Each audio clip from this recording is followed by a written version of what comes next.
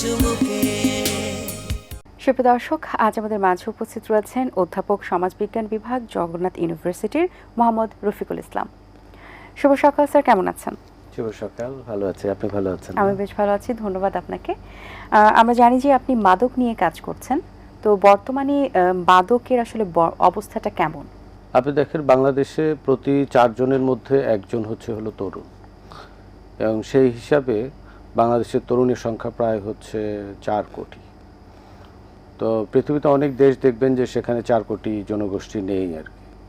তো এই 4 কোটি জনগোষ্ঠীর আপনার সরকারি পরিসংখ্যান অনুযায়ী বাংলাদেশে প্রায় 35 লক্ষ মানুষ যারা মাদক গ্রহণ করে থাকে। আবার বেসরকারি হিসাব অনুযায়ী এর সংখ্যা প্রায় 70 থেকে 80 লক্ষ।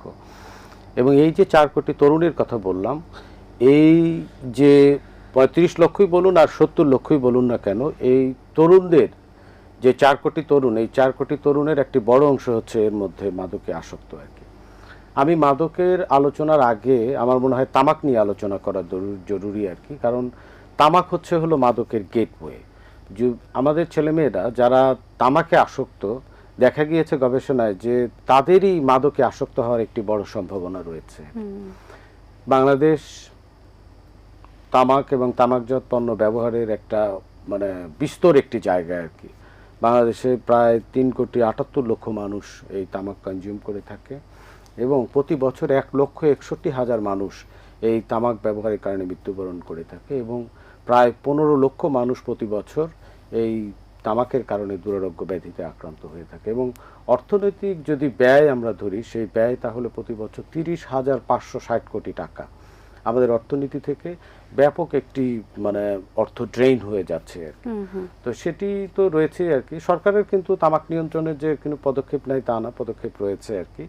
আপনার 2005 সনে একটা আইন রয়েছে, 2013 সনে সেটি সংশোধন করা হয়েছে, 2015 সনে এসে আবার একটা নীতিমালা প্রণয়ন করা হয়েছে আর কি। কিন্তু যেটি উদ্যোগগুলো রয়েছে সেগুলো তরুণদেরকে আসলে তামাক থেকে বিমুখ করতে পারছে না। বাংলাদেশে যে তামাকের যে অংশটি রয়েছে আর কি, আমি বলবো যে কোম্পানিগুলো তামাকের এই বিজনেসটি করে থাকে তার সিংহভাগই হলো আপনার ব্রিটিশ আমেরিকান টোবাকো, তারপরে জাপান টোবাকো, এবং ফিলিপ মরিস। তো এই কোম্পানিগুলো, পার্টিকুলারলি আমি ফিলিপ মরিসের সিইওর একটা বক্তব্য আমি আপনার সামনে আনতে চাই। তো খুবই সাম্প্রতিক একটি কি তার এরকম একটি বক্তব্য এসেছে যে আমরা যদি তরুণদেরকে টার্গেট করতে না পারি তাহলে কিন্তু আমাদের কোনো ভবিষ্যৎ নেই আর কি। তাহলে কতটা ভয়ঙ্কর একটি ব্যাপার যে তারা তরুণদেরকে টার্গেট করে যে আগামী দিনে কনজিউমার যেন তাদের টিকে থাকে আর কি। এবং বৈশ্বিকভাবে আমরা যখন কথা বলছি, এই সময়ে প্রতি 6 সেকেন্ডে একজন করে মানুষ এই তামাক এবং তামাকজাত পণ্য ব্যবহারের কারণে মৃত্যুবরণ করে থাকে, এবং এই সংখ্যা সারা পৃথিবীতে প্রায় 70 লক্ষ মানুষ প্রতি বছর মৃত্যুবরণ করে থাকে। আমরা যদি শুধু পরিসংখ্যান দিয়ে এটাকে বোঝাতে চাই আর কি, তাহলে আসলে স্পষ্টভাবে বোঝানো যাবে না। একটা পরিবারে যখন তামাক এবং তামাকজাত পণ্য ব্যবহারের কারণে কোনো একটি মানুষ ক্যান্সার অথবা হৃদরোগ অথবা স্ট্রোকের মতো ভয়াবহ রোগে আক্রান্ত হয়, এবং তার যে চিকিৎসা ব্যয় মেটানোর ব্যাপার আর কি, সেটাও কিন্তু অনেক ব্যয়বহুল আর কি, এবং পরিবারগুলো সর্বশান্ত হয়ে যায়। একই সাথে মাদক, আমরা যদি পরিসংখ্যান যেটি উল্লেখ করেছি সেই পরিসংখ্যান যথার্থ না, এই পরিসংখ্যান আরও বেশি হবে। কিন্তু এই পরিসংখ্যানের পাশে যে বিষয়টিকে আমাদেরকে বুঝতে হবে যে কোনো পরিবারে যদি একটি সন্তান মাদকাসক্ত থাকে আর কি, তাহলে সেই পরিবারের যে দুরবস্থা আর কি, সেটি কিন্তু আনলিমিটেড আর কি। তো আমাদেরকে এটি তথ্য উপাত্তের চাইতে অনেক আন্তরিকতা দিয়ে জিনিসটাকে দেখতে হবে আর কি, আমার মনে হয়। অবশ্যই আপনি তরুণদের কথা বলছিলেন, কিন্তু এখন কিন্তু আমরা কিশোর বয়স থেকেই সে প্রাদুর্ভাবগুলো দেখতে পারি, এবং আমরা রাস্তাঘাটেও দেখি এই ধরনের বিষয়। যেহেতু আপনি এটা নিয়ে কাজ করছেন, আপনি আরও বেটার জানবেন। তো এই ধরনের বিষয়গুলো বা এটা নিয়ে কোনো ধরনের উদ্যোগ কি নেওয়া হচ্ছে, বা সেটার তো কোনো প্রতিচ্ছবি বা প্রতিফলন আমরা দেখতে পাচ্ছি না, এটা কেন, বা এটা নিয়ে আসলে কি সলিউশন আছে? একটা ব্যাপার হলো যে আপনি দেখবেন যে এই আমাদের তরুণেরা যে তামাক বা মাদকের সাথে সম্পৃক্ত হয় আর কি, সেটি সাধারণত ফ্যান্টাসি থেকে হয়ে থাকে, যে একটু কৌতূহল থেকে সে বন্ধুর সাথে একটু সিগারেট টান দিল, সহপাঠীর সাথে একটু ওই যে বলে না যে সৎসঙ্গে স্বর্গবাস আর অসৎসঙ্গে বন্ধু যদি সে ধূমপান করে নে একটা টান দেয়, এইভাবে হয়তো তামাকের সাথে যুক্ত হয় বা ধূমপানের সাথে যুক্ত হয়। কিন্তু সেটি পরবর্তীতে তাকে, যেহেতু তামাক হলো মাদকের একটি গেটওয়ে আর কি, সেদিকেও কিন্তু ধাবিত হয়ে থাকে আর কি। তো আপনার বাংলাদেশে তামাক নিয়ন্ত্রণের পদক্ষেপ রয়েছে আর কি, কিন্তু আমি বলবো যে সেগুলো অপ্রতুল।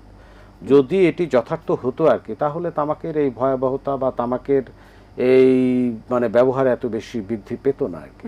আমরা জগন্নাথ বিশ্ববিদ্যালয়ে একটা এন্টি টোবাকো ক্লাব পরিচালনা করি আর কি, বিভিন্ন বিভাগের শিক্ষার্থীদের নিয়ে আমরা এই কাজটি করে থাকি আর কি। এবং আমরা মাঝে মধ্যে সেমিনার করি, মাঝে মধ্যে আমরা র্যালি করি, আমরা ক্লাসরুমে যাই, আলোচনা করি আর কি, যে তামাকের যে ভয়াবহতা আর কি সেটি সম্পর্কে তুলে ধরি।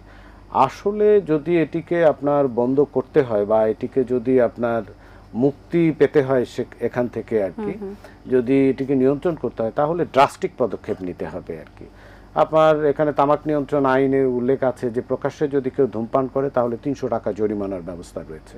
আপনি দেখবেন যে হরহামেশাই সব জায়গায় আর কি ধূমপান করছে, এটির কোনো প্রয়োগ দেখা যায়নি। একই সাথে মাদকের ক্ষেত্রেও আর কি, আপনি 1990 সনের মাদক দ্রব্য নিয়ন্ত্রণ যে আইন রয়েছে, সেই আইনে মাদকের ব্যবহারের বা মাদকের সাথে সংশ্লিষ্টতার কারণে অর্থদণ্ড, কারাদণ্ড, এমনকি মৃত্যুদণ্ডের বিধান পর্যন্ত রয়েছে, কিন্তু সেগুলোর ওরকম প্রয়োগ দেখা যায় না। যদি প্রয়োগ দেখা যেত বা প্রয়োগ যদি সেরকম হতো আর কি, তাহলে কিন্তু মাদকের এই অ্যাবিলিটি যেটা আর কি, এই যে বিস্তার, সেটি কিন্তু নিয়ন্ত্রণ করা যেত। আর যখনই ধরেন এটি মানে সহজলভ্য হচ্ছে আর কি, কাছে পাওয়া যাচ্ছে আর কি, তখন কিন্তু এটির সাথে সম্পৃক্ত হওয়া তুলনামূলকভাবে সহজ।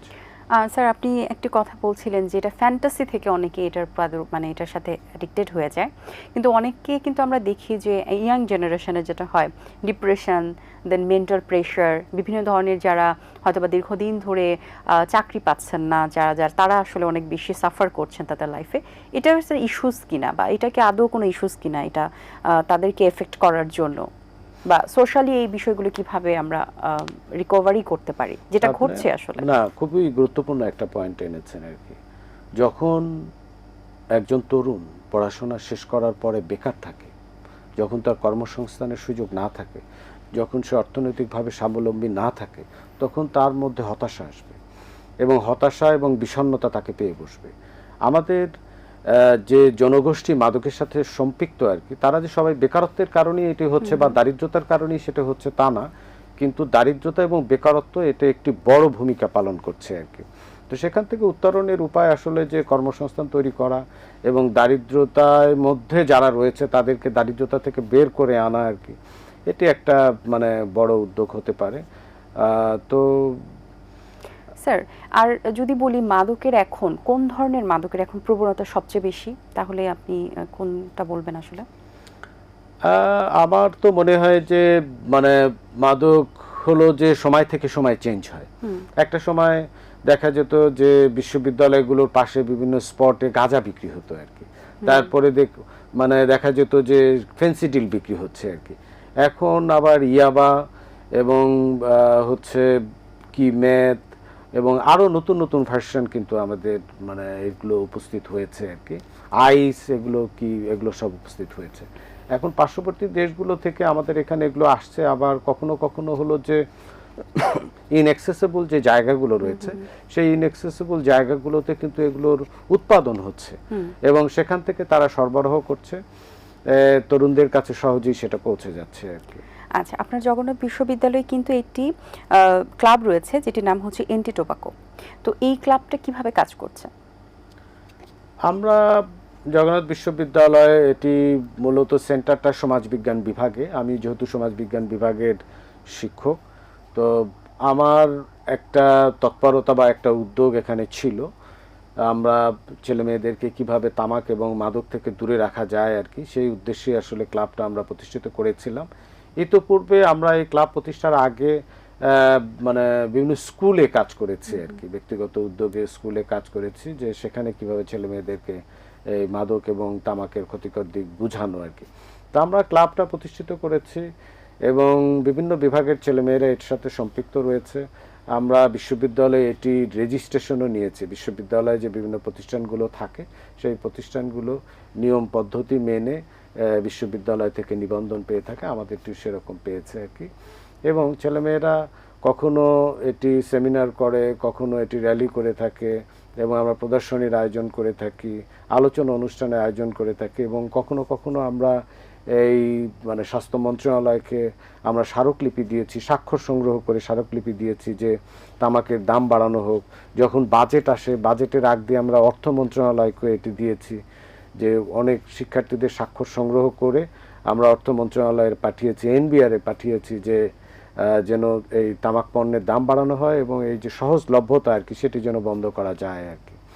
তো আমার যেটি মনে হয় যে বিশ্ববিদ্যালয় পর্যায়ে ছেলে মেয়েদেরকে সম্পৃক্ত করে এই তৎপরতা এটি ধরেন আরেকটু আর্লি যদি করা যায় আর কি, স্কুল এবং কলেজে যদি এটি করা যায় তাহলে আরও ভালো।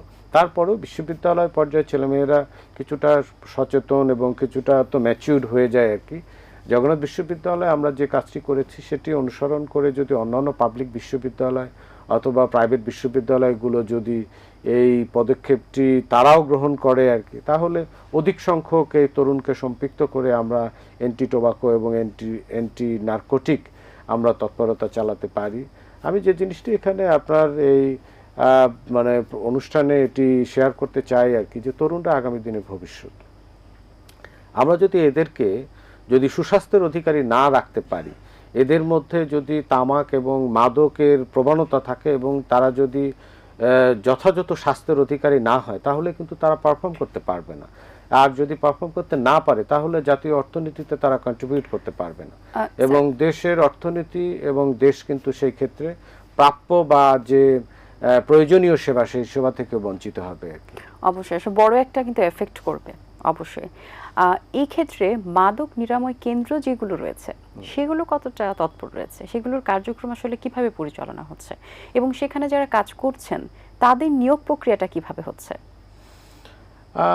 বাংলাদেশে এটি দুঃখজনক হলো সত্য যে মাদক নিয়ন্ত্রণের সাথে যে সংস্থাগুলো যুক্ত রয়েছে, আপনার মাদকদ্রব্য নিয়ন্ত্রণ অধিদপ্তর, ইভেন ধরেন পুলিশের যে তৎপরতা আর কি সেটি, এবং একই সাথে মাদকাসক্ত যে তাকে পুনর্বাসনের জন্য যে পুনর্বাসন কেন্দ্রগুলো রয়েছে সেই কেন্দ্রগুলোর ভূমিকা নিয়ে যথেষ্ট প্রশ্ন রয়েছে। কখনো কখনো ধরেন তারা যতটা ইতিবাচক ভূমিকা পালন করে, আবার এটি যে তারা নেতিবাচক ভূমিকা পালন করে না আর কি সেটি কিন্তু বলার সুযোগ নেই আর কি। দেখবেন যে পুলিশ যদি চায় তাহলে কোথায় কোথায় মাদকের স্পট রয়েছে এবং কারা কারা মাদক সেবন করছে সেগুলো কিন্তু তারা সহজে উদ্ধার করতে পারে, কিন্তু তারা সেটা করে না কেন সেটাই একটা বড় প্রশ্ন। উদ্ধার কাছ থেকে আরেকটা জিনিস আমি ইনক্লুড করতে চাই, আমরা যদি সোশ্যাল মিডিয়াতে, যেহেতু সকলে এখন অ্যাক্টিভ, সোশ্যাল মিডিয়া থেকে আমরা সবকিছু জানতে পারি, তো সেই জায়গা থেকে যে আমরা কিছু ভিডিওস দেখি যে অনেক জায়গায় তারা কিন্তু করেছেন কিছুদিন আগে, এটা একটা অভিযান হয়েছে, মাদক এগেনস্টে একটা অভিযান করা হয়েছে এবং সেখানে বিভিন্ন তরুণদেরকে তারা কিন্তু ধরেছেন, এবং এটা সোশ্যাল মিডিয়াতে কিন্তু ব্যাপকভাবে ছড়িয়েছে যে তাকে ধরেছে এবং তার কাছে বিভিন্ন ধরনের জিনিস পাওয়া গেছে, মাদক দ্রব্য যেগুলো পাওয়া গেছে, এবং সে হয়তোবা তরুণ, সে আপনি যেটি বলছিলেন ফ্যান্টাসি থেকে হয়তোবা সে ট্রাই করছে বা সে এটা করছে। তো সেই জায়গা থেকে যে ভিডিওগুলো সোশ্যাল মাধ্যমে যেভাবে স্প্রেড হয়েছে, সেখানে কি ওই তরুণ বাচ্চাটার উপর যে এফেক্টটা, একটা সময় হয়তোবা সে তার বয়স কম, সে বুঝতে পারছে না, কিন্তু যখন সে বড় হবে, ম্যাচিউরড হবে, যখন 30+ হবে, তখন তো তার মধ্যে অন্যরকম একটা ম্যাচুরিটি আসবে। তখন যদি তার এই ভিডিওটা তার লাইফে আসে বা এই এখন যে জিনিসটা তার সাথে ঘটছে, তার ফিউচারটা কি আসলে খুব একটা ভালোর দিকে যাচ্ছে? তারা অভিযান করতে পারেন, কিন্তু এভাবে কি সোশ্যাল মিডিয়া ওয়াইজ তার লাইফটাকে এভাবে করাটা কি আসলে এটা প্রক্রিয়াটা কিভাবে হওয়া উচিত? একটা মানে আমি বুঝতে পেরেছি আপনি সম্ভবত ইঙ্গিত করছেন যে এই সরোয়ার্দী উদ্যানে কিছুদিন আগে একটা অভিযান পরিচালনা করা হয়েছিল, ওইটি দেখা গিয়েছে যে এটা ন্যাশনাল মিডিয়া থেকে শুরু করে সোশ্যাল মিডিয়ায় ব্যাপক একটা আলোচনার জায়গা তৈরি হয়েছিল, যে সেখানে যারা মাদক বিরোধী অভিযান পরিচালনা করেছিল তারা ওখানে যাদেরকে পেয়েছে তাদেরকে ফিজিক্যালি অ্যাসাল্ট করেছে, এবং সবাই তরুণ, অধিকাংশই তরুণ আর কি, এবং বলতে দ্বিধা নাই যে তাদের বড় অংশ হচ্ছে বিশ্ববিদ্যালয়ের শিক্ষার্থী, আমি নাম বলতে চাই না কোন বিশ্ববিদ্যালয়ের শিক্ষার্থী, কিন্তু তারা ওই নামি দামি বিশ্ববিদ্যালয়ের শিক্ষার্থী আর কি। তো যে প্রক্রিয়া এটি করা হয়েছে আর কি সেটি আসলে মানে কতটা যুক্তিযুক্ত আর কি সেটি মানে প্রশ্ন তোলার সুযোগ রয়েছে আর কি, কারণ যিনি মাদকাসক্ত তিনি বিভিন্ন সামাজিক প্রেক্ষাপটে বিভিন্ন সামাজিক কারণে কিন্তু মাদকাসক্ত হয়েছে। মানুষ স্বভাবতই ভালো, তো এমন পরিস্থিতিতে পরে আমরা বেকারত্বের আলোচনা করলাম, প্রেমে ব্যর্থতার কথা বলা যেতে পারে। আপনি দেখবেন যে হতাশা থেকে কিছু কিছু পার্সোনালিটি ডিসঅর্ডারও থাকে, যে তার ব্যক্তিত্বই এরকম যে হলো যে সে স্বাভাবিকভাবে চলতে পারে না, বিষণ্ণ। তো সেই ক্ষেত্রে সে একা একা থাকে, অথবা তার বিষণ্ণতার কারণে আর কি সে মাদকের সাথে আসক্ত হয় আর কি। এই যে যে প্রবলেমগুলো আমরা বললাম, সেই প্রবলেমগুলো কিন্তু সামাজিক অন্যান্য প্রবলেম দ্বারা কিন্তু উদ্বুদ্ধ। এখন সেই প্রবলেমের কারণে সে আসক্তির সাথে যুক্ত হয়েছে, মাদকাসক্তির সাথে যুক্ত হয়েছে। এখন আমরা যদি তাকে পুনর্বাসনের সুযোগ না দিয়ে তার যে মানে সামাজিক যে একটা মর্যাদার জায়গা নাগরিক হিসেবে সেটি যদি আমরা ডাউন করি আর কি, সেটি আসলে কাঙ্ক্ষিত না আর কি। যেমন সোশ্যাল মিডিয়ায় যেভাবে দেখানো হয়েছে আর কি, যে এক তরুণ সে মাদক গ্রহণ করছে, সেটিকে ভাইরাল করে দেয়া হয়েছে। আপনি যেটি আনলেন যে পরবর্তী জীবনে আর কি তার যে নেতিবাচক প্রভাব পড়বে, এতটা মানে কি বলে অনুভূতি প্রবণ, এতটা সহনশীল সমাজ আসলে আমাদের এখানে হয়নি এখনো। তাহলে ধরেন যে দেখবেন যে যারা মাদকের পয়েন্টেই যদি বলি, যে মাদকাসক্ত অথবা মাদকের সাথে যুক্ত রয়েছে, পুলিশ তাকে ধরে ক্যামেরার সামনে নিয়ে আসছে আর কি। তো ক্যামেরার সামনে নিয়ে আসা তার যে আরও অধিকার রয়েছে আর কি, তার আত্মীয় স্বজন তার পরিবারের লোকজন তাকে যখন দেখছে, সে অপরাধী হতে পারে, অপরাধী নাও হতে পারে, তার আগে কিন্তু একটা মিডিয়া ট্রায়াল হয়ে যাচ্ছে আর কি। এটি আসলে ধরেন সংবেদনশীল গণমাধ্যম যতক্ষণ পর্যন্ত না হবে ততক্ষণ পর্যন্ত কিন্তু এটি মানে মানে আশা করা যায় না। তো সেই জায়গাটি আমাদের করতে হবে যে গণমাধ্যমের একটি গুরুত্বপূর্ণ ভূমিকা রয়েছে। আপনারা যদি একটু সংবেদনশীল হন, আপনাদের এখানে যদি এই শুধুমাত্র রাজনৈতিক আলোচনা অথবা হচ্ছে যে বিষয়গুলো এন্টারটেইনমেন্টের আলোচনা, এর বাইরেও যদি সামাজিক যে বিভিন্ন বিষয় বা সামাজিক বিভিন্ন সমস্যা রয়েছে এগুলো নিয়ে যদি একটু আলোচনা করেন, তাহলে কিন্তু এটি আমরা যখন কথা বলি তখন অল্প কিছু জনগোষ্ঠীর কাছে পৌঁছায়, কিন্তু মিডিয়াতে যখন এই বিষয়টি নিয়ে আলোচনা করা হয় তখন সারা দেশের মানুষদের কাছে পৌঁছায় আর কি।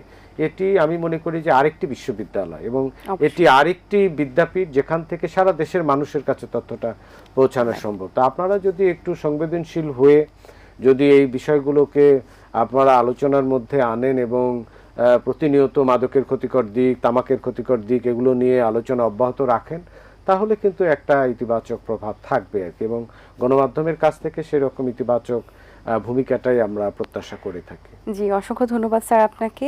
অনেক কিছু জানতে পারলাম, অনেক ধরনের আলোচনা হলো। আশা করছি আলোচনাগুলো দর্শকদের ভালো লাগবে। অনেক শুভকামনা রইল আপনার জন্য, ভালো থাকবেন। আপনাকে অনেক ধন্যবাদ এবং যারা দর্শক শ্রোতা রয়েছেন তাদেরকেও ধন্যবাদ। দর্শক, আশা করছি আয়োজন ভালো লেগেছে। আজ এই পর্যন্তই, দেখা হবে আগামী পর্বে নতুন কারোর সঙ্গে। সেই পর্যন্ত ভালো থাকবেন, সুস্থ থাকবেন, এটিএন বাংলার সাথেই থাকবেন। সকলকে আল্লাহ হাফেজ। দিন আসে দিন যায়, সময়টা চলে যায়, তবু আছি এই বেশ ভালো। জীবনটা রঙময়, যেভাবেই হওয়া চাই, নয় কভু সাদা কালো। এই আশাতে স্বপ্ন ভাসে, সুখ হাসে চোখে মুখে, চায়ের চুমুকে।